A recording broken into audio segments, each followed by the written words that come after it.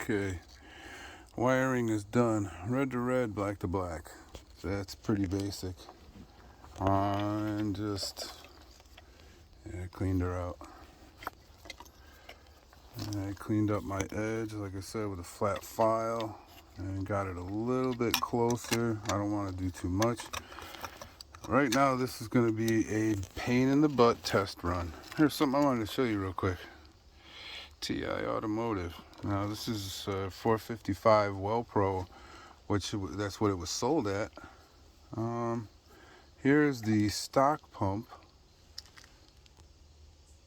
There's also a TI Automotive. I don't know if it says made in USA. This doesn't have a made anywhere. So I don't know. I wonder how old or new this is. It's got some corroded parts to it, but alright, just wanted you to know TI Automotive made the Welbro, and it looks like they made the stock one as well. So there's a little bit of information for you guys. I don't know if you knew it, but now you do. Alright, so I'm going to test run it. I'm going to put this all together. Make sure I can get the basket to sit, the cup to sit, and the fuel pump to fit right. And then I'm going to install her, and then do my plate, and then move on to my front axle. Taking it off. I already took the motor, but I'm going to take it off. I got a problem with that thing.